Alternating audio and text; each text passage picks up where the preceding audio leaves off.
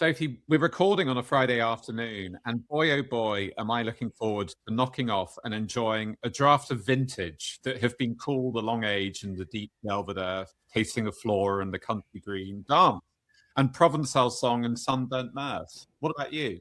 Love a bit of sunburnt mirth on a Friday afternoon, not to mention some Provençal song. You're so right about that. I mean, today I'm not gonna lie to you, Jonty. I'm half in love with Easeful Death. I've called him soft names in many a mused rhyme.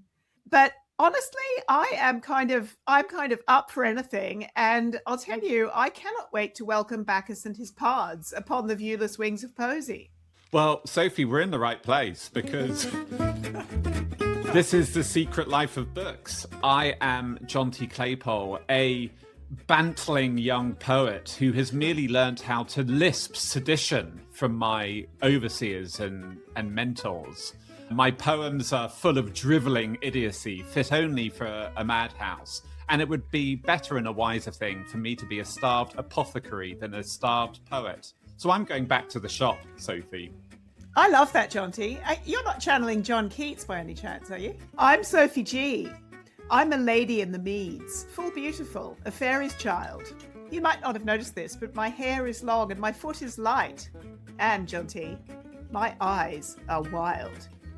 And this week, we're doing John Keats' Ode to a Nightingale. In April 1819, the poet John Keats, aged 23, told his brother George that he was done with poetry. A few days later, he smashed out the first poem in what is arguably the greatest streak in literary history with La Belle Dame Sans Merci. This was followed in quick succession by 4 odes, including Ode to a Nightingale and Ode to a Grecian Urn. At some point during the year, he secretly proposed to his neighbour, Fanny Brawne, and wrote Bright Star for her. Admittedly, the date is contested. And then, as summer faded, he had a thing or two to say about the season of mists and mellow fruitfulness in To Autumn. Wow. And while doing all this, he also wrote one of his most underrated longer poems, the mini-epic Lamia.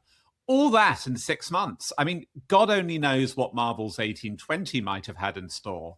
But at the start of that year, he suffered his first lung hemorrhage, confirming his fears of tuberculosis, and announced to his friend Charles Browne that he was dying, as indeed he was, and he died a year later. Now, slob is known for the brilliance of its sporting metaphors. So Keats's streak of genius is like Lionel Messi defending a goal with La Belle Dame Sans Merci, working his way alone to midfield with the odes, advancing on the attack with Bright Star and knocking it into the opposition's goal with To Autumn, only to collapse and have play stopped as the stretchers come onto the field. That's a sensational metaphor, and frankly, had Keats thought of it, surely there would have been an ode to whatever that sport is that you were just referring to. To me, it puts me in mind of Yannick Sinner and Carlos Alcaraz duking it out in a Grand Slam final, where you can't believe the bravura and sheer virtuosity of every stroke. It's a wonder we're not poets, Jonty. So, not only do Keats's poems from 1819 stand themselves as among the greatest in the English language, they are simply mind-boggling, but their influence was unparalleled in that century. Tennyson, the Pre-Raphaelites, the aesthetic movement that we associate with Walter Pater and William Morris and Oscar Wilde, all of these writers were directly descending from Keats's work, frequently quoting the final lines of Ode on a Grecian Urn as their credo: beauty is truth, truth beauty, that is all you need to know on earth and all ye need to know. Incidentally, one of the most baffling and ambiguous lines, I think, in all of English poetry. So our big question today is how? How, Sophie? What? How? What? It's not what, it's how. How? How did the 23-year-old Keats manage this extraordinary feat? What was going on in his life and his art, his friendships, and the world at large, always a crucial dimension in a slob episode, to enable this literally astonishing outpouring of poetic abundance? What is it that makes these poems, this series of odes, so truly unforgettable? And we're going to be talking about madness, revolution, and medicine in Regency England. We're going to run through a brief, or not so brief if I have anything to do with it, history of birds, particularly nightingales, in English literature. And we're going to explain what an ode is and where it comes from. There's love, there's friendship, there's laughter, despair, and something called negative capability, which, take it from me, is a lot more exciting than it sounds. Do you think my writing brief history of birds counts as passive aggression, Sophie? Yes, I think it's a suggestive interrogative. How brief can you make the history of birds? And I'm going to say not brief at all, John T. I'm going to dominate. No. I'm going to dominate the episode talking about birds. You haven't dressed up today, I don't think, but I've gone for a poetic look. And do you want to describe what I'm wearing? Yes, it's splendidly Keatsian. Well, first of all, you're wearing a sort of, what are those shirts called in the olden days? Those kind of big buffy, not a buffy shirt. Yes, you're wearing a sort of ballooning, voluptuous shirt, which is lavishly unbuttoned to your mid-chest. Your manly chest is foaming out of your shirt, although that's not very Keatsian. He doesn't have a manly chest. And then you've got this kind of waistcoat, a doublet on, which is very handsome. It's undone. You're a kind of great cross between a romantic poet and an impoverished surgeon's assistant. So you're fully channeling the Keatsian spirit. On the waistcoat, I did an event last week at the Ethics Centre, which you were there, and one of the panelists, Osher Ginsberg, an Australian celebrity, he had a lot of fun at my expense about this waistcoat. Do you remember that? He made a few disparaging comments. He was envious. I think he was envious too as well. He wants to be more like Keats, and who can blame him? And on the foaming chest, one of the big reveals of this episode is Keats, in our minds, is this rather effete, fey character of weak constitution. And that was reinforced by the wonderful film Bright Star, which we both love, starring Ben Whishaw, directed by Jane Campion. But actually, as I was discovering, Keats was not like that at all. He was rather muscular, healthy. He loved long hikes. He worked as a trainee surgeon, so he was very used to blood and gore. He was really into boxing, so he would have, I think he had a foaming chest as well. No, that's nice. Nice piece of rebranding. You're right. He was a swarthy rugger-bugger. Now, I see you've given us a synopsis of this unsummarizable poem, so I'm wild with excitement. Which of us is going to read it?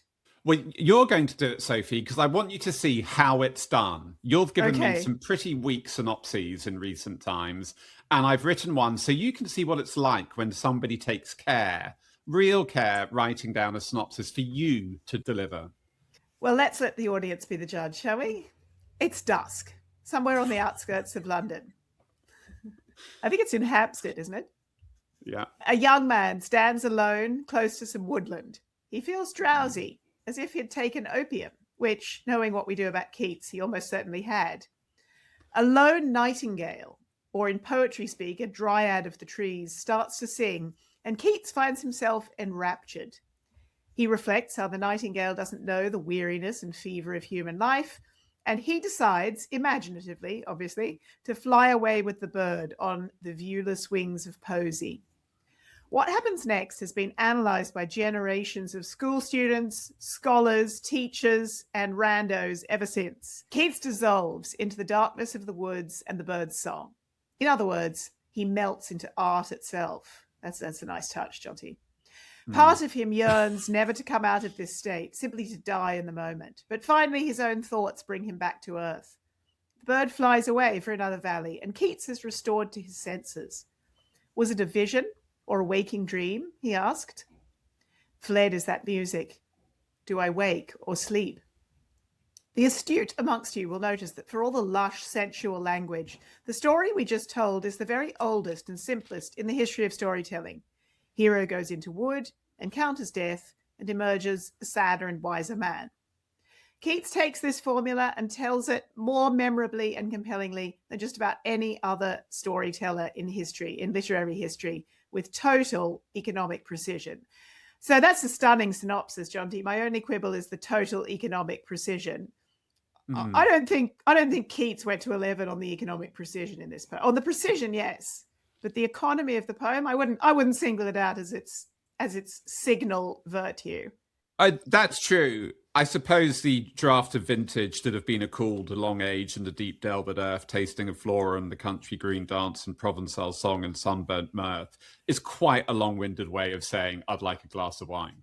Absolutely. Yeah, I can't really cap that. Yeah, that's very good.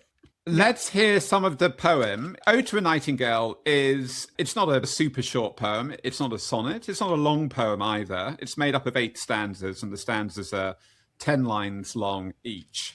So we're not going to read the whole thing now, but we will come back and highlight other bits of it over the course of the episode. But we're going to set the scene with the very beginning, with the first 2 stanzas.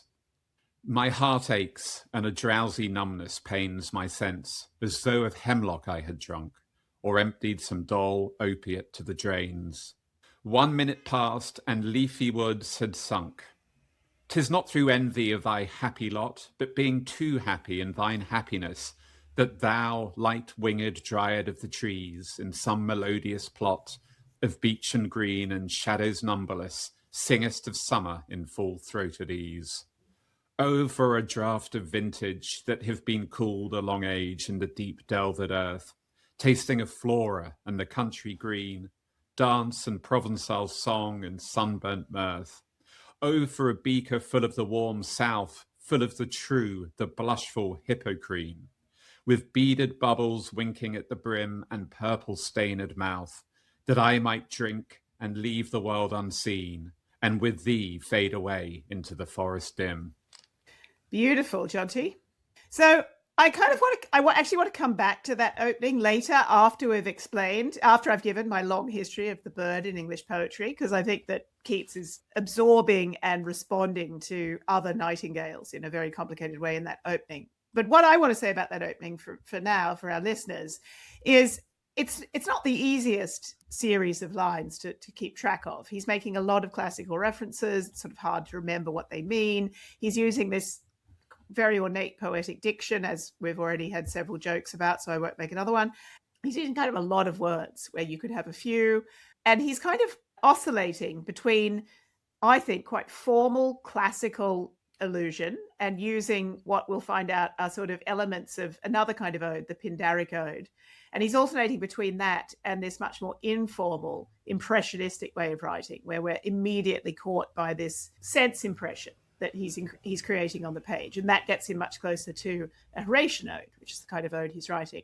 So there's a huge amount going on in these lines. I'd also really love to talk about the way he's structured the verse. So this was all by way of saying, Ode to a Nightingale, although it becomes a very transporting, very sensual, sensorily dense poem that really kind of sweeps us off our feet, the opening is actually quite dense and resistant to the reader. Well, deliberately so. This is negative capability, Sophie. At its best, yes. Which we are going to explain, dear listener. So, Sophie, why don't I guide us through a bit of Keats's life up until writing this poem? Yeah, great. You can then back up and do a long history. I mean, poo to brief. You've made it very clear we're not getting the brief history. We're getting the full history of the bird in literature, and the nightingale in particular, and how the ode fits in as a form as well. Mm-hmm. But first, let's anchor ourselves in the life of John Keats himself. He was born in 1795. He is not a posho, like Thomas Gray, who we talked about last week. Keats is not a posho. His grandfather was a sort of self-made man and owned some stables. And Keats's father ran the stables in London, and they were stables that supplied horses for travelers and for a particular inn. And Keats's father was married to the daughter of the owner. Now, the thing I found absolutely fascinating, and I promise not to get too derailed, but across the road from the stables where Keats was growing up was Bedlam Hospital. Oh, boom. There's a smoking quill right there. There is a huge smoking quill right there. Yeah. The role of Bedlam Hospital in British literature and British art is absolutely vast. Totally. It's second only to birds. Bedlam Hospital was the hospital for lunacy in London. It was the preeminent hospital for lunacy. Its origins go back to the Middle Ages, and it's already being referred to as a site of interest in Jacobean drama. It's mentioned in The Duchess of Malfi. It's mentioned in Ben Jonson's Bartholomew Fair. In 1676, it was moved to a new building in Moorfields, which is across the road from the inn where Keats was growing up, or the stables. And on the new building, two completely extraordinary works of sculpture were created by Keys Sibber, a sculptor of the 17th century. These works are two of my favorite artworks, British artworks of all time. And you can go and see them at the Bedlam Hospital in Kent today. They are totally remarkable and totally unexpected. So they are two life-size sculptures of two different forms of madness. One is the figure of melancholy madness, and the other is the figure of raving madness. And it's sort of mind-boggling when you think these were being done in the 17th century, in an age which was starting to identify with science and reason, that what we have here are these very pre-romantic celebrations of different types of madness. And clearly the melancholy one is the one that the young Keats would have been drawn to. And one of the odes in 1819 is the ode to melancholy. And I was looking at pictures of the statue, reminding myself, and the statue has this blissed out, gormless, dopey expression that we associate with the opiate haze of Ode to a Nightingale. And if you think about the people he would have encountered as a young boy going in and out of the hospital, you know, Keats is growing up in this near proximity to visible signs of madness. And I think it's inconceivable that wasn't influencing him. As we know, Bedlam, the word Bedlam comes from Bedlam Hospital. Which is itself a contraction of Bethlehem, isn't it? It's the proper name is Bethlehem Hospital, or I think actually, probably speaking, it's St. Mary Bethlehem Hospital. A smoking quill here, but Lord Byron, who was playing the Shelley role of villain in this episode, Lord Byron, who said very mean things about Keats and did so pretty soon after Keats died. I mean, he really went for it when Keats was not around anymore to stand up for himself. It's sort of Byron at his worst, really. It is Byron at his worst. And he accused Keats at one point of not writing poetry, but bedlam, which I think is a pretty interesting smoking quill. It's a great smoking anyway, quill. Yeah. I promise not to get too bogged down in bedlam, and I can imagine you would have a lot to say about bedlam in 18th century literature as well. Yeah, I'm not going to say any of it, actually. But I think the point you're making here is that although this is ostensibly a poem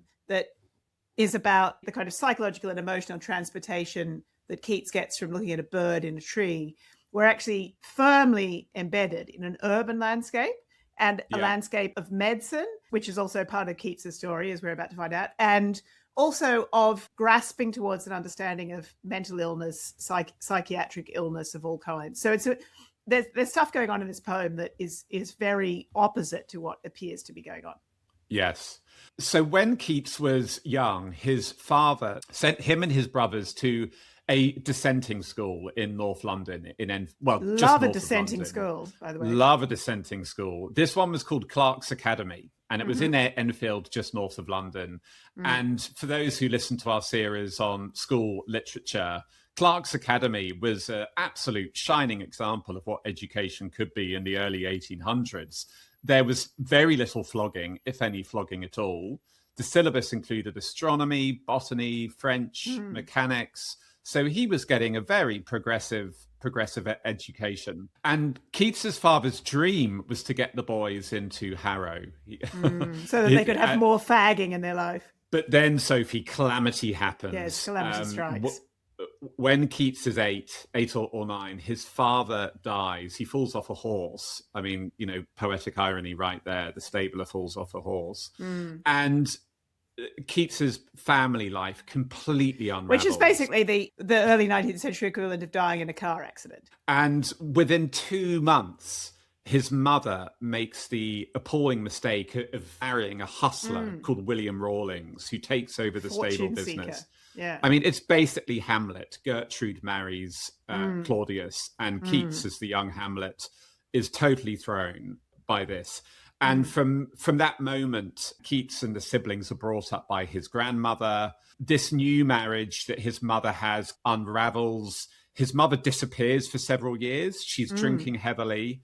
And when she reappears a few years later, she's dying of tuberculosis, which is the family illness that claims a great many of this family.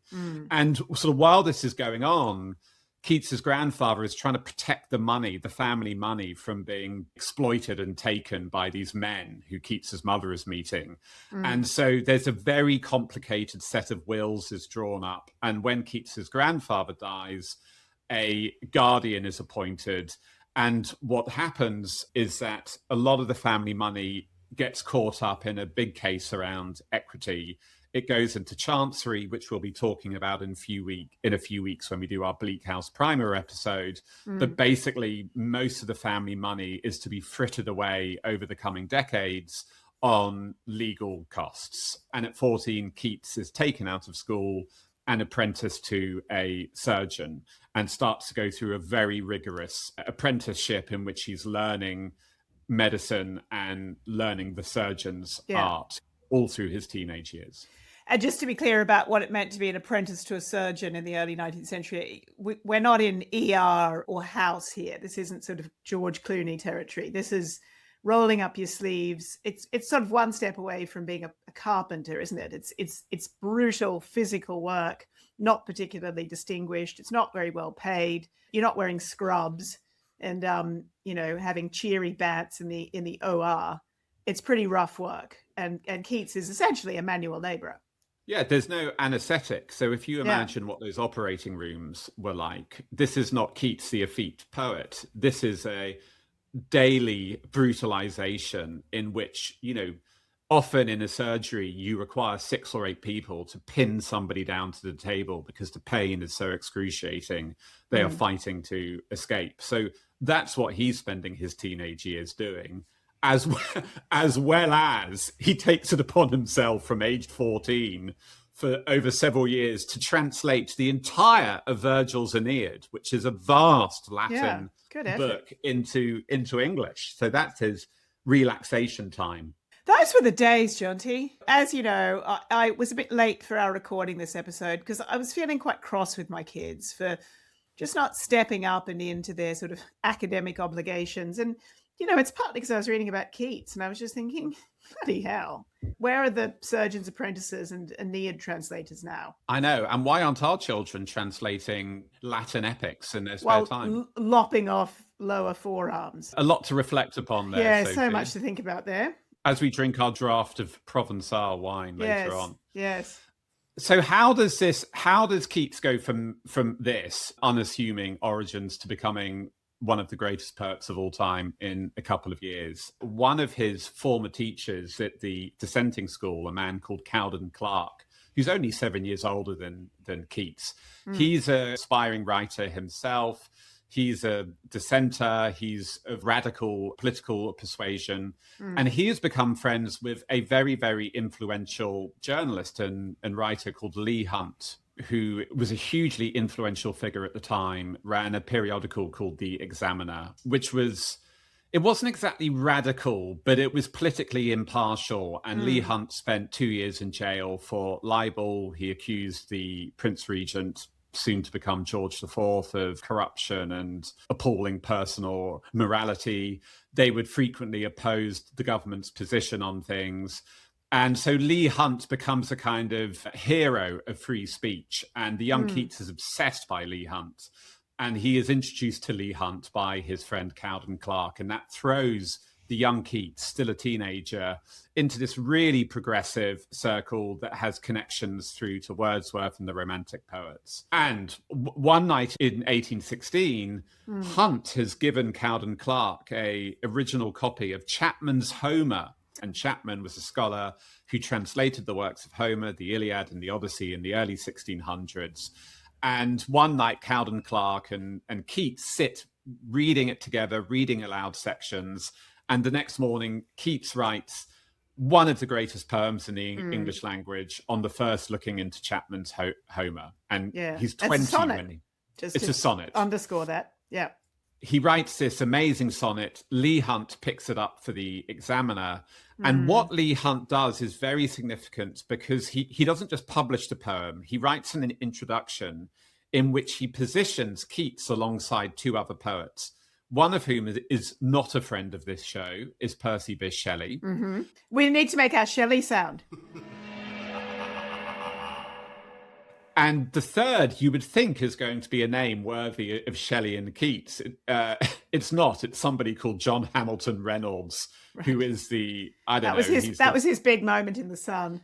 It really was. And he had everything lined up for him, and he blew it. Leigh Hunt describes these three poets as belonging to a new school of poetry rising of late, which exists in opposition to the rationalism of French neoclassicism.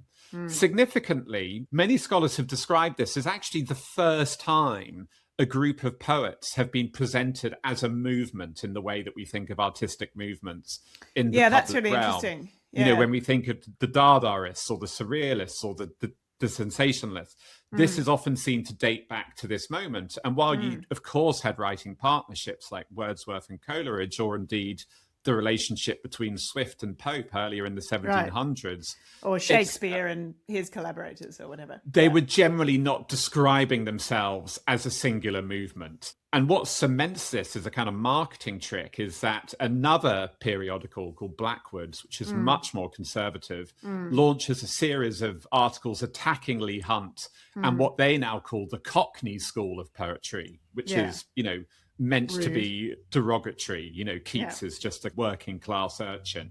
But of course, you know, the whole strategy at this point backfires and they sound incredibly cool. I mean, who doesn't want to be part of the Cockney School of Poetry being attacked by dreary old Blackwoods magazine? Completely. So Keats, age 20, is on his uppers. He's written an absolute gang-busting classic of a poem. He's being celebrated as part of a new school. He decides that he doesn't need medicine anymore. He's not going to make a career as a surgeon. He jacks it all in. He decides to live by his pen. And he's not going to mess about with short poems. He decides to write an incredibly long epic poem called Endymion, inspired by Milton's Paradise Lost and indeed Chaucer's Canterbury Tales. Some red flags right there, I think. There are. Because needless to say, it is a massive struggle that takes him the best part of a year.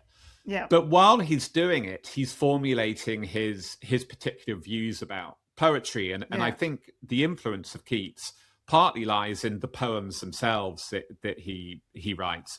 But it's also as a theorist of poetry. Yes. And Sophie, I'm queuing you up to talk about negative capability. But so exciting. Just before we get into it, Keats, of course, you know, he's very young when he dies. He never writes his, you know, Keats's theory of poetry. But what he does do is in the letters he's writing to friends and his brothers, he's expressing his views. And most of those letters have been kept.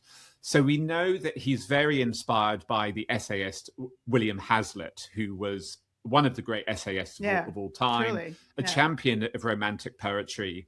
And Hazlitt at this time was articulating kind of two theories about poetry, about great poetry.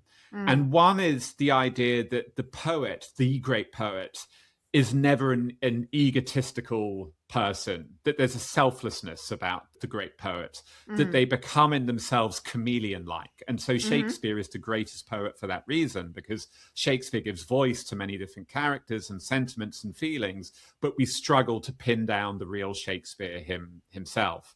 Fair to say that Hazlitt would not have much good to say about, you know, identity politics or how identity politics is expressed in poetry. The other view he's pushing is that poetry is at a kind of antithesis to science and mathematics, that true poetry has a visionary, inexplicable mystery that nobody can put their hands on. And these views don't sound particularly kind of contentious or radical today, because they are how we think about poetry now. But at the time they were. I mean, coming out of the 18th century and the so-called age of enlightenment and rationalism, this was pretty heady stuff, saying that the poet should be seeking to dissolve their identity into their work. They should deliberately be opaque and mystical. And Keats develops his own theory about this. He does, indeed. So the phrase that's become famous is negative capability, and I'm going to explain what that is in one moment. But I want to set it in its context, actually, because the context in some ways is as interesting as the phrase itself. So he can't, as you said, he doesn't live long enough, and in some ways doesn't have the interest to write his own treatise or kind of mission statement about the nature of poetry. Instead, this is written in a letter to his brothers. And part of the reason I mention this is that some of the most important relationships of Keats's life were with his two of his brothers, George and Thomas. George was kind of the well-behaved, more rational, kind of straight-laced brother in some ways. Thomas was the more sort of wild and woolly brother who he had more of a kind of sentimental connection to. But they had very close relationships, probably because their childhoods had been so turbulent and traumatic, and they just, in one way or another, lost both of their parents. So that's the context of the letter. And Keats is basically talking about his life in London. He speaks about seeing a performance of Richard III, the Shakespeare play, with a very famous actor whose name is Edmund Kean. Then he talks about going out to dinner with various people and sort of what's going on. And he's talking about this conversation they have at the dinner party. And he says, "I had not a dispute, but a disquisition with Dilke on various subjects. Several things dovetailed in my mind." There's Keats, already fascinated by the bird. "And at once it struck me," this is the big moment. "At once it struck me what quality went to form a man of achievement, especially in literature, and which Shakespeare possessed so enormously. I mean, negative capability. That is, when a man is capable of being in uncertainties, mysteries, doubts, without any irritable reaching after fact and reason." So this becomes, in some ways, the sort of battle cry, the aesthetic battle cry of the second generation Romantic poets, negative capability. This idea that the poet's task is to float or kind of remain suspended in this position of uncertainty, mystery, and doubt without needing to nail down meaning, interpretation, kind of get to the right answer. And of course, this phrase, it's never been more resonant than now. That, we are in the great age of needing to embrace and learn the wisdom of uncertainty. It's Keats who kind of comes up with this. The date is 1817, so it's 2 years before he's going to write the great odes. And it's an extraordinary phrase, and it's quite rightly remained at the absolute center of Romantic literary theory, and particularly it's a very good guide to interpreting Keats's really quite difficult poetry, particularly the odes.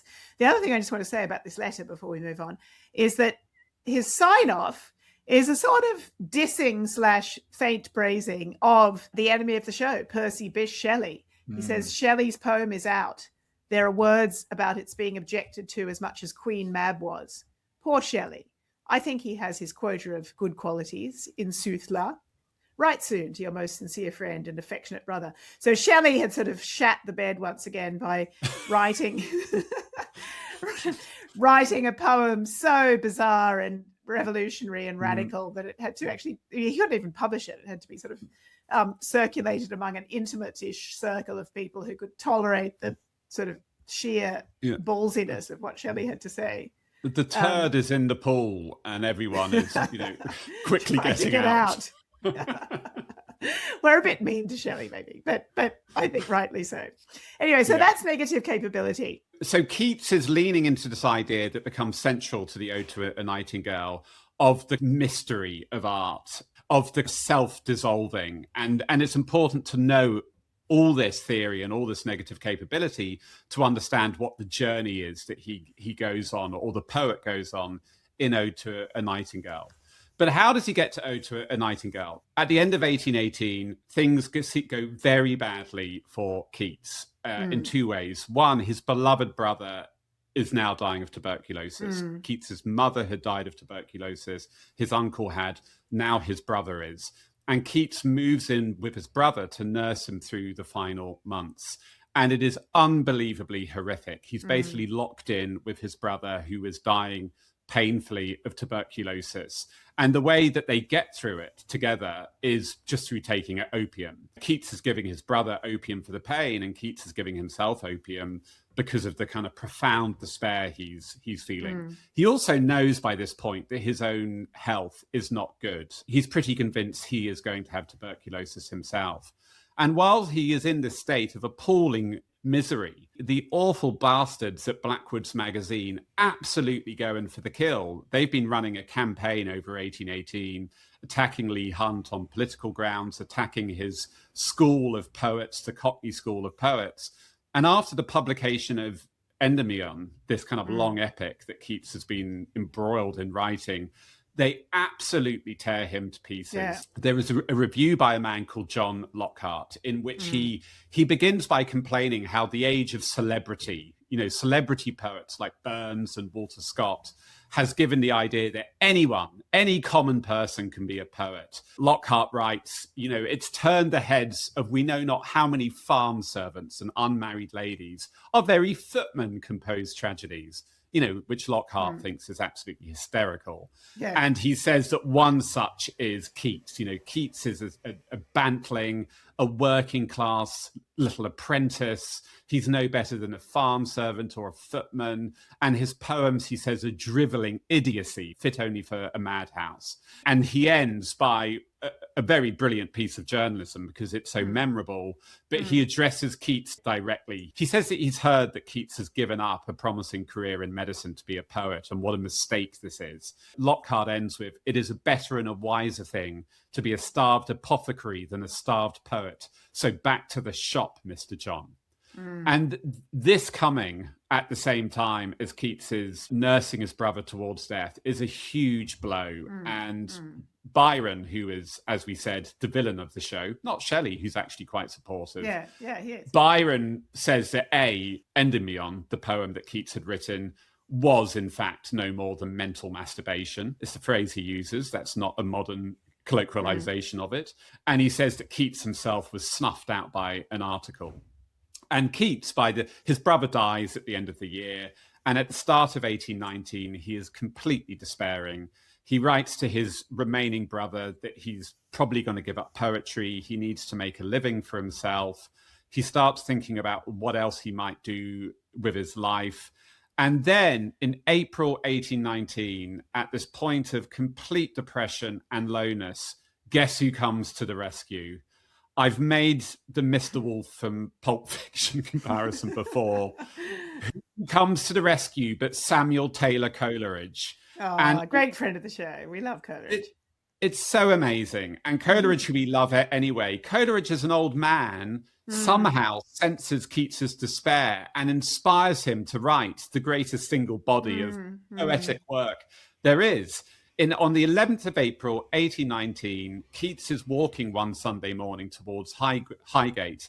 And this is Keats's account of what happens. He bumps into Mr. Green, our demonstrator at Guy's Hospital, is in conversation with Coleridge. I joined them after inquiring with a look whether it would be agreeable.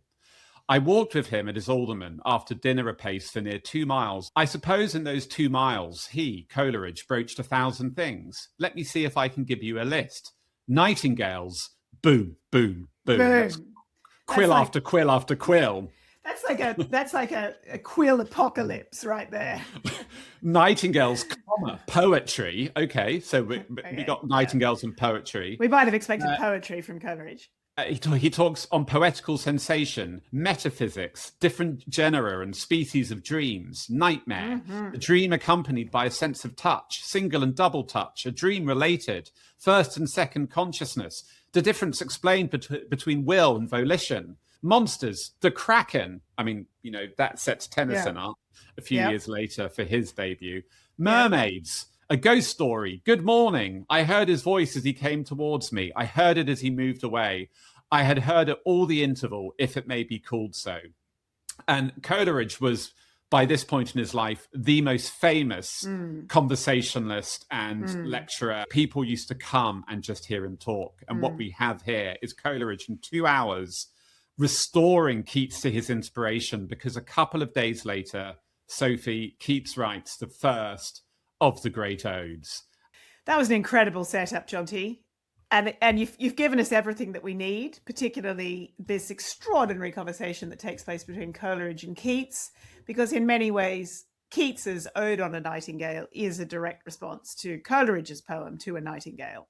So this gives me my opportunity to launch with full license into my not so brief history of the bird poem across literature. So I am not going to stint myself. The climactic moment of this story is going to be this this tryst, this passionate encounter between Coleridge's Nightingale poem and Keats's, there's a longer backstory, Jonty, that we have to understand before we can appreciate the full flowering of the Nightingale. I'm hoping we're going to get some Chaucer voice, are we? Oh yeah. Good. I'm not going to hold back. So first of all, let's just touch in on actually what is a nightingale. They're a sort of small and frankly quite undistinguished bird, in appearance at least. And they're found not only in Europe, they're also Asian and African birds. They migrate during the winter. So they're a sign of nighttime and also a sign of summer in Europe. And male nightingales, at least, not so much the women, have a very complex, intricate song. And I think it's only fair, Jonty, that we should play the listeners a little sample of a nightingale's song, partly because it will become immediately apparent just what feats of poetic license are required to engineer the nightingale as this symbol of poetic flight and poetic inspiration when what we're starting with is this, pretty kind of run-of-the-mill bird noise. So here's a nightingale. So we get our first nightingales in classical literature, unsurprisingly. Homer mentions the nightingale as singing in the woods when springtime has just begun. That's in the Odyssey. But the nightingale's real sort of rise to literary celebrity comes with Ovid, the great Roman poet who writes the Metamorphoses, among other things. And in the Metamorphoses, Ovid tells a version of one of the Greek myths, which is the Philomela myth. Philomela is a famous and important figure from Greek mythology, and she is connected to one of the most brutal and disturbing of all the Roman and Greek myths and all of the stories Ovid tells in his story.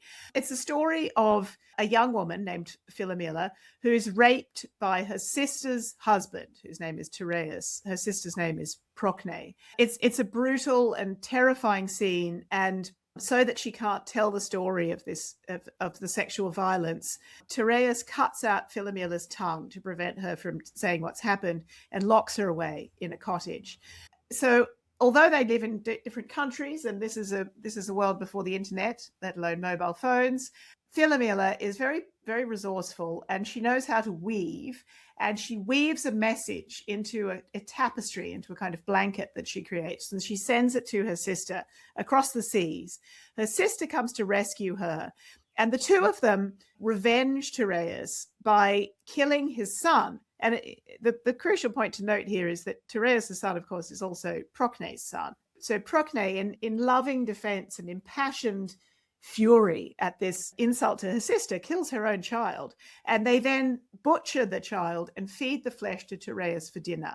Tereus is completely appalled and enraged by this episode, and the sisters escape what is frankly a very unpleasant domestic scene by turning into birds. And actually, Philomela doesn't turn into the nightingale. She turns into a swallow, and it's Procne who turns into a nightingale. So this is the sort of the beginning. Incidentally, Tereus also turns into a bird with a feathered crest on his head and an immoderate, elongated beak, like a long spur, Ovid tells us. So this is sort of the beginning of nightingales in literature proper. And I think the features worth pointing out is that they're connected with violence, with suffering, with despair. They are a symbol of escape and flight, but it's very textured by this sort of terrible and terrifying story of cruelty and particularly violence against women. So that's the original story. It then comes back in Chaucer, hence your comment, Jonty. Let's have our little Chaucer jingle.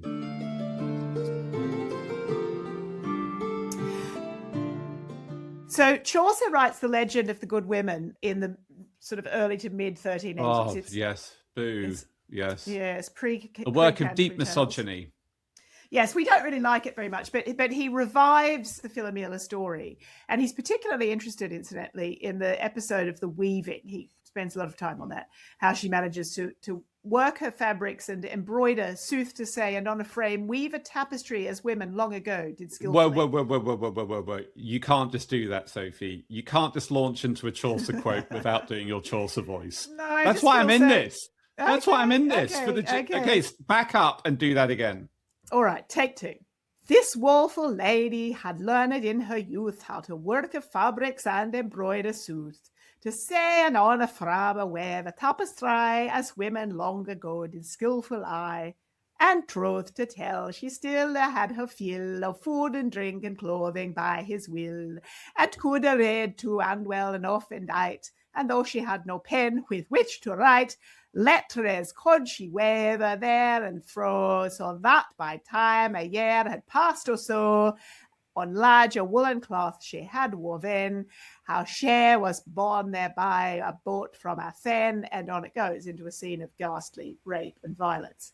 So it's funny when it goes to Chaucer, it's got as we've so often said, a kind of IKEA sing-song quality to it that it was great. In some ways belies the original.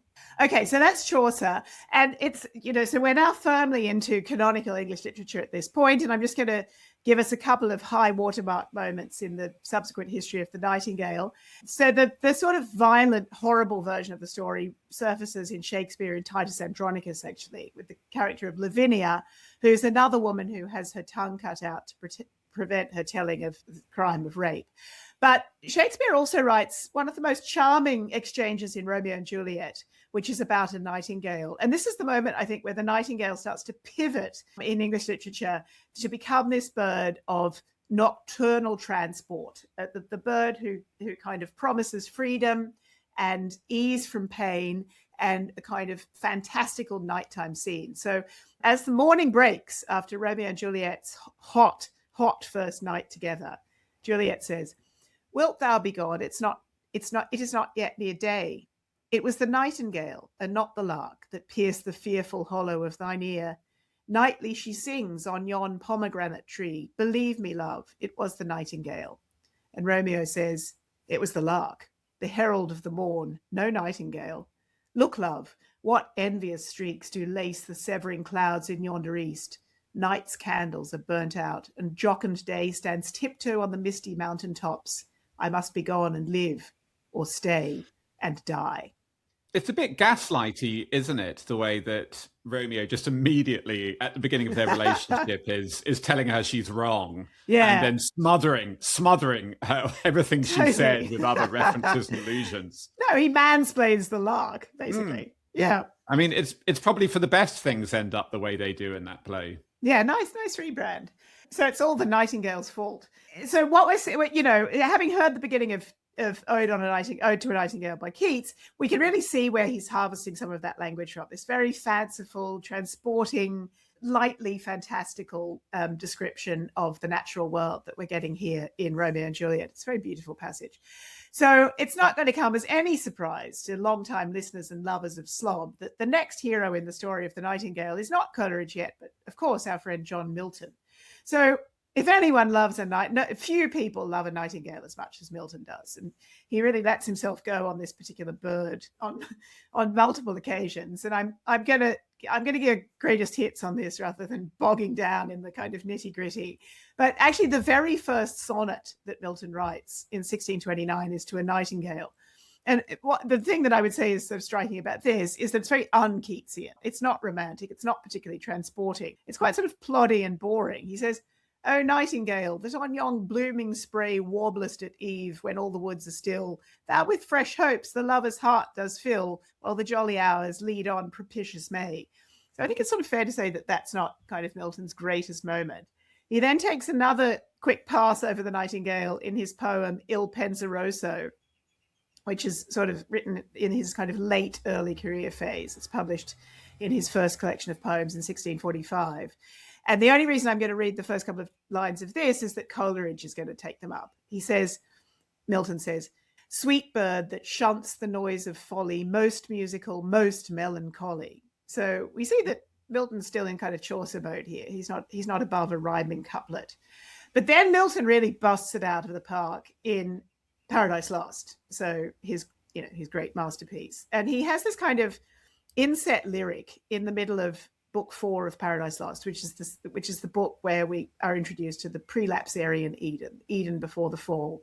And it's just this incredibly beautiful place. And again, as I read this passage, what I want people to think about is how Keats is going to this kind of very decorative, very fanciful, very beautiful, luxurious, sensual language from Milton. And this is Adam and Eve getting ready for bed. Now came still evening on, and twilight grey had in her sober livery all things clad. Silence accompanied, for beast and bird, they to their grassy couch, these to their nests were slunk, all but the wakeful nightingale. She, all night long, her amorous descant sung. Silence was pleased. Now glowed the firmament with living sapphires. Hesperus that led the starry host rode brightest till the moon, rising in clouded majesty, at length apparent queen unveiled her peerless light, and o'er the dark her silver mantle threw. So, wow, one of these days we'll do Milton properly. And this is when Milton puts his foot on the gas, he really shows us that nobody does it better. And this is the version of the Nightingale, singing to the moon, the queen who's throwing her silver mantle over the dark. This is the version of the Nightingale that Keats and Coleridge inherit. Before you get into Coleridge, Sophie, we vowed on an earlier episode to reinsert Charlotte Smith into the history of Romanticism in literature. Yes. And so in our series on the sonnet, our subscriber series, we looked at Charlotte Smith's sonnets from the 1780s, and in fact how prior to Coleridge and Wordsworth, Charlotte Smith was really kickstarting what would become Romanticism, or the Romantic movement in poetry, something acknowledged, an influence acknowledged by Coleridge, but over the last 200 years has been conveniently ignored by men in academia. And Charlotte Smith in the 1780s, she is the one who brings the Nightingale into the kind of Romantic era, and she writes a number of sonnets about nightingales. The most famous one, Sonnet 3 to a Nightingale, begins, "Poor melancholy bird, that all night long tellest to the moon thy tale of tender woe. From what sad cause can such sweet sorrow flow, and whence this mournful melody of song?" So although we're coming into Coleridge and Keats, who are going to be, more famous as Nightingale celebrators, let's just put Charlotte Smith in there where she belongs. That's completely crucial. She's the heralding voice of the Nightingale. She's the lark of the Nightingale, as it were. Are we ready for Coleridge now? So Coleridge keeps it brief, which is very much to his credit, on the Nightingale, and I'm definitely not going to read it all. But the thing that's striking about so there are two things I think that are worth noting about Coleridge's Nightingale poem. He writes it, or he publishes it actually, in 1798, in the first version of the Lyrical Ballads, when he and Wordsworth, and you can listen to our episode on the Rime of the Ancient Mariner for this, but he and Wordsworth are still good mates at this point, and Coleridge is getting sort of a fair shake in the first version of the Lyrical Ballads. He's a co-lead. He hasn't been relegated yet to a sort of supporting actor role. And he writes the Nightingale. At the same time, he writes another poem called Fears in Solitude. And the reason I mention this is that they are poems about Great Britain being at war with France. We're obviously in the aftermath of the French Rev and the Terror. We're in the Napoleonic Wars. And there's this pervasive fear that the French are going to invade Britain. And Coleridge is writing a lot of poems that are sort of articulating his sense of profound vulnerability and instability, both on a national political level and also on a domestic intimate level, because he is married to Sarah and they have their little boy, Hartley. And so he's feeling this fearfulness and tenderness at the sort of possibility that Britain is going to actually be invaded by the French. And so the poem he writes is sort of, it's a writing back to Milton. It's overtly a writing back to Il Penseroso, the fragment that I read a minute ago, where Milton praises the Nightingale for shunning the noise of folly and being musical and melancholy and singing around in the woods. I spared you this bit, but there's a lot of guff from Milton about the Nightingale singing while he walks unseen on the dry, smooth-shaven green, which is kind of good, but also a bit odd. Anyway, Coleridge comes back to this, and this is how it starts. Sister of love-lorn poets, Philomel. So he starts by acknowledging the violence and the brutality of the Ovidian version of the story. How many bards in city garret pent, while at their window they with downward eye mark the faint lamp beam on the kennelled mud and listen to the drowsy cry of watchmen, those hoarse, unfeathered nightingales of time. How many wretched bards address thy name and hers, the full-orbed queen that shines above.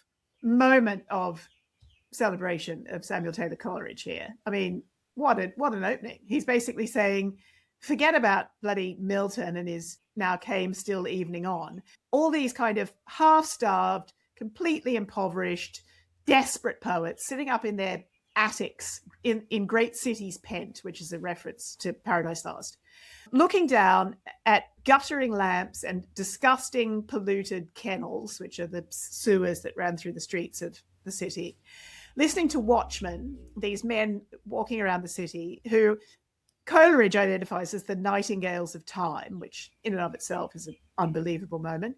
How many poets, how many bards have desperately reached out to this imagined figure of the nightingale and the full-orbed queen, the moon, that's shining above them? And Coleridge says, enough. Let's stop with the goddamned nightingale in the moon. He's like Elon Musk with his chainsaw, isn't he? This is like, you know, I'm taking the exactly chainsaw. What he's like. I'm taking the chainsaw to this poetic tradition. Yeah, right. He's deforesting he's deforesting the nightingale's habitat, so there's going to be no more. He then, just to explain what happens, the nightingale makes a bit of a comeback in Coleridge's short poem. It turns out that, after all, there is a place for the most musical and melancholy of birds. And we're reminded of a moment when lovely Coleridge takes his little boy out, because he won't stop crying, into a moonlit night, and they look at the moon and they hear a nightingale, and little Hartley stops crying. And the poem ends with a very tender tribute by Coleridge to his wife, my Sarah, my best beloved of humankind. So Frost at Midnight, my favourite poem in the English language. I know.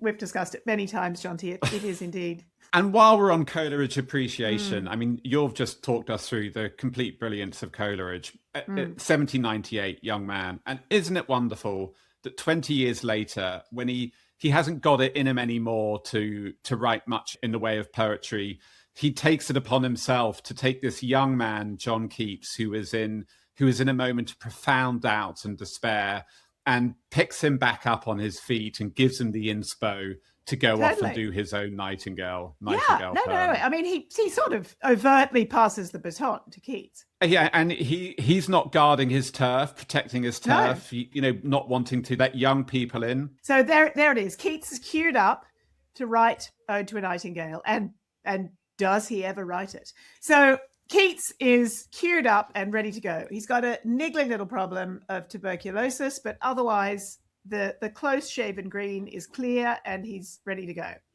So why an ode? All these poems are odes. What's up with the ode? So Keats is writing a particular version of an ode. Odes are poems of praise. They're tribute poems. And he is writing a particular version of the ode, which is called a Horatian ode. And unsurprisingly, they are kind of created or established by the Roman poet Horace.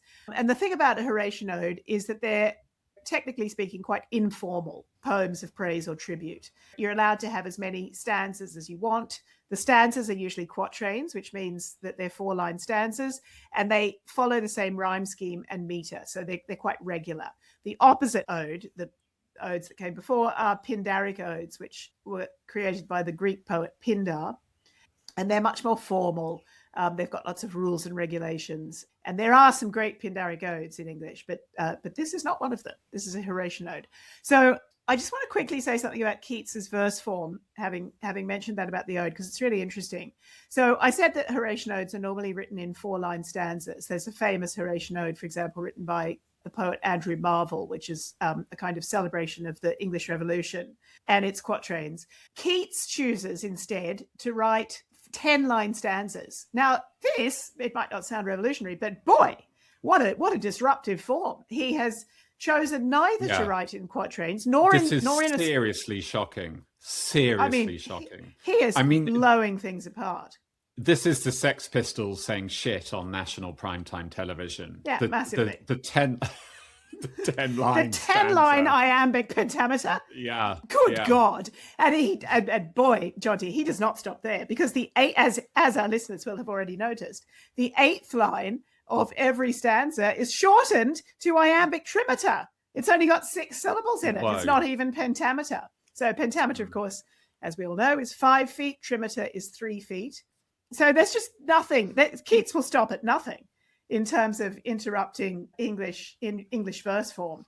And what he does with his revolutionary 10-line stanzas is he does a kind of quatrain at the beginning, which is basically stealing the 4-line quatrain from a Shakespearean sonnet, and he couples it with a 6-line sestet, a section of the verse, which is basically nicked from a Petrarchan sonnet. So he's created a kind of hybrid non-sonnet to write his Horatian ode. We are already in the world of extraordinary poetic innovation here.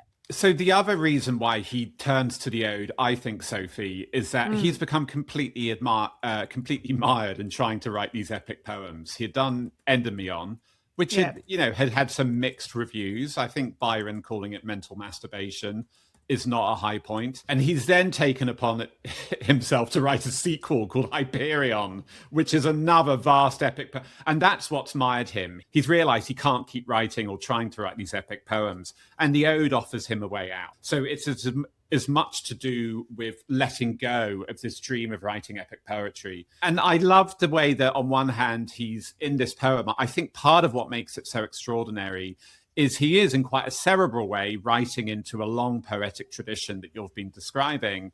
Yeah. And on the other, it is very unique to him and his psychological state at the time, that yearning for something immediate, for something that isn't a kind of vast schematic epic. Totally. And the spring of 1819, May, which is when he's writing it, was apparently absolutely glorious. And Leigh Hunt in the Examiner, Leigh Hunt, who was Keats's great mentor, he in that issue, in one of the May issues of the Examiner, breaks off from politics, and he writes this beautiful piece about the spring. He says, towards the end of the month, indeed, as it stands at present, if a very great blight does not occur, the treasures of summer are almost all laid open. The grass is in its greenest beauty. The young corn has covered the more naked fields. The hedges are powdered with the snowy and sweet-scented blossoms of the hawthorn. It's an absolute blinder of a spring. And Charles Browne, who is Keats's close mate, who Keats is living with, says that Keats one morning went outside in the morning and looked at the weather and then got his notebook and wrote Ode to a Nightingale in 3 hours. You also just have this wonderful serendipity. Can I say something about the very first lines? Which is just, as we sort of said at the very beginning, it's not a welcoming red carpet. The snowy hawthorns are nowhere to be seen in this opening. My heart aches and a drowsy numbness pains my sense. And, every school child who has studied this poem talks about the spondees in the opening sections of this poem, which are accented, quite slow-paced syllables, as though of hemlock I had drunk. Now, hemlock, of course, is another literary celebrity along with the Nightingale, because hemlock is the substance that Socrates takes when he dies by suicide in the great tradition of heroic suicides in the classical world. But it's also, we will remember, the drug that Hamlet's dad has poured into his ear by Hamlet's stepfather in Shakespeare's play. So Keats is really, I think, quite purposefully activating lots of literary imagery here that makes us think that we kind of are entering into a little bit of intellectual exercise. Because then he says, it's as though I just took a bunch of heroin, which obviously he did. 1 minute passed and Lethe wards had sunk. So again, Lethe is this, hotspot for the literary crowd. Lethe is the river in the mythological underworld where souls drink from in order to forget their past. It's the river of forgetfulness, and it's associated again with Dante and Virgil, which of course Keats would know all too well because he translated the Aeneid.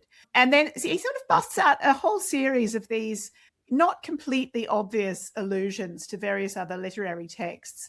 And then he does what I think you're about to describe, which is this amazing pivot into what you would call pure jazz. I think in these first stanzas, he's tying himself to a tradition that has now been modernized by Charlotte Smith and Coleridge. And in these first few stanzas, he's showing he can do it as well. He's not doing anything conceptually new, but he's showing that he's got his chops when it comes to management of language.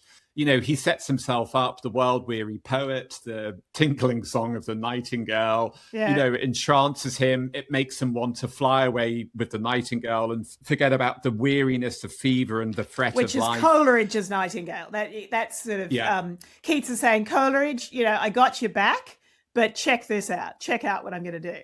And now we get the ultimate demonstration of this concept you described earlier of negative capability, because Keats's soul lifts out, travels into the woods with the Nightingale, and we get this extraordinary middle stanza or passage where his identity dissolves completely. He becomes one with the landscape, and also he's unable to comprehend the state he's in or where he is. So this is negative capability in action. It is the poet not as egotist, but as ventriloquist or chameleon, whose identity is unraveled to become one with everything around them. And also it's an accepting and a wallowing in the kind of inexplicable and the mystery. And this, I'm going to read these middle two stanzas, because what we have here, it's the, you know, what we were talking about the other week. It's the midnight moment, the hour of the wolf, where everything falls away. This is what he writes. I cannot see what flowers are at my feet, nor what soft incense hangs upon the boughs, but in embalmed darkness guess each sweet, wherewith the seasonable month endows. The grass, the thicket, and the fruit tree wild hawthorn, and the pastoral eglantine.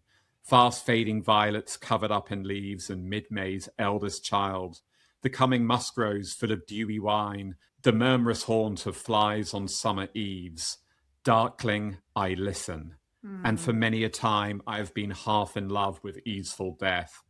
Called him soft names in many a mused rhyme, to take into the air my quiet breath. Now more than ever seems it rich to die, to seize upon the midnight with no pain, while thou art pouring forth thy soul abroad in such an ecstasy. Still wouldst thou sing, and I have ears in vain, to thy high requiem become a sod. Yeah. I actually found myself tearing up as you read that, John T. It's so transporting. It's so extraordinary. I mean, something about the combination of knowing what was going on with Keats, knowing that he's not in the middle of the countryside, he's actually in London, basically. Suburbia. That he's had this intense struggle, and that he's able to get to that point of just incredible pastoral transport. It's just unbelievable.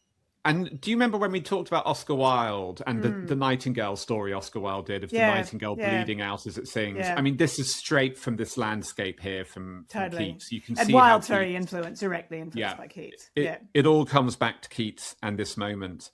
And Keats is doing something here in poetry that I think nobody has done before, the complete dissolution of the soul and the identity into the landscape, this yearning for death, which is a yearning for oblivion, to be freed from his own identity. It is absolutely, as you say, oh my God, transportive moment in poetry that is a game changer. It's a total game changer. And at the same time, just to be sort of ponderous and literary about it for a second, as you were reading, and I think we've given the listeners enough background to really get at this, as you're reading, you can also feel how Keats is absorbing and metabolizing and, well, to go Ovid on it, is metamorphosing all the sort of lore, all the canon that is available to him in terms of how you describe the world at night. So, you know, the soft incense, the not being able to see the flowers at his feet, the embalmed darkness. You know, he's going to Shakespeare, he's going to Milton, he's actually going to Chaucer, I think there. The grass, the thicket, and the fruit tree wild. I mean, it's very 18th century, that kind of writing. It's also very Shakespearean.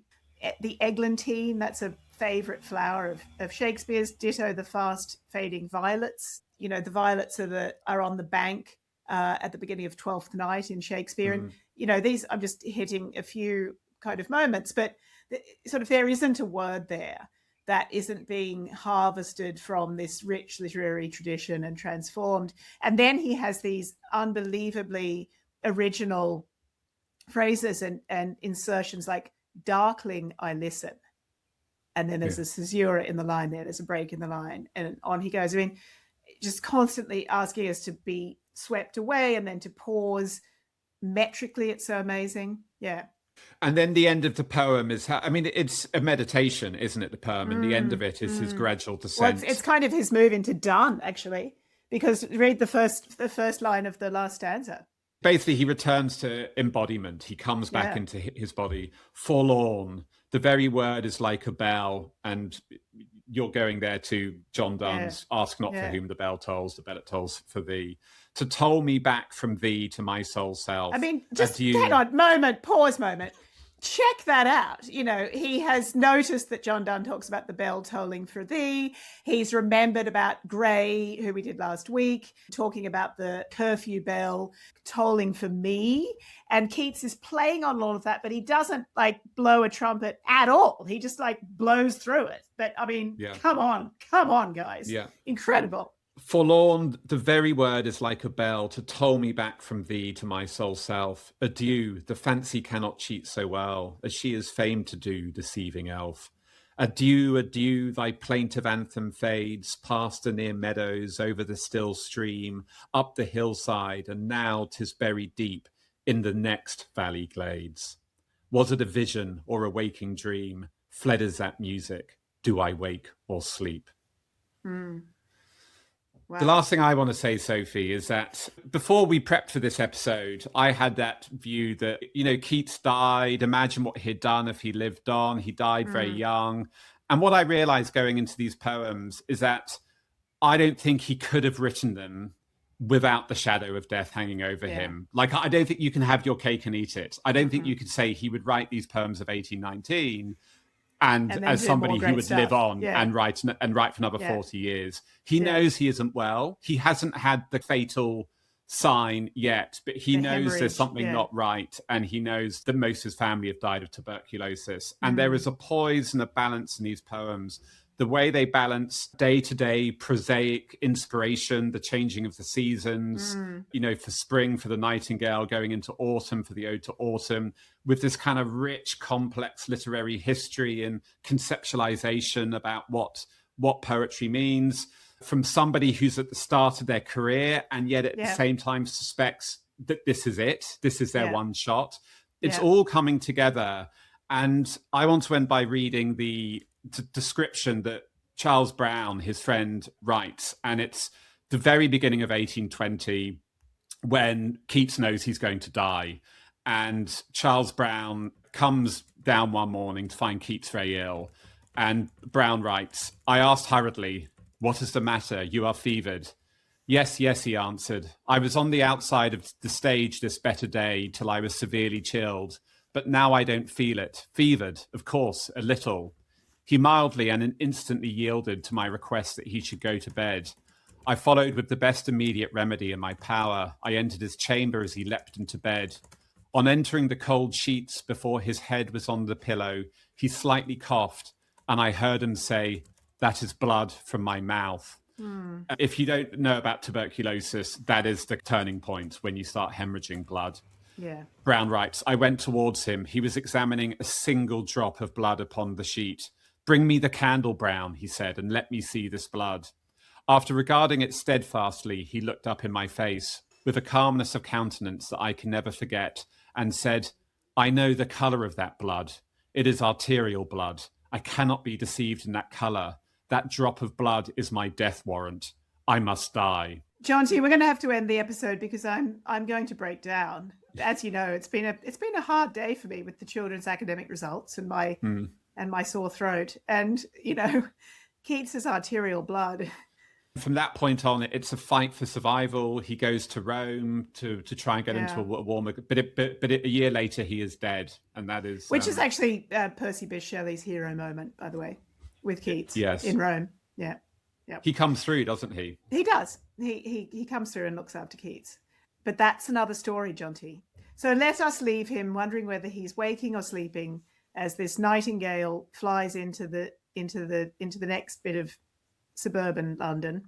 With what every time I read that poem, I sort of go in thinking, oh yeah, he's fine, Keats. And every time I come out the other end, I can't believe it. You've been listening to The Secret Life of Books.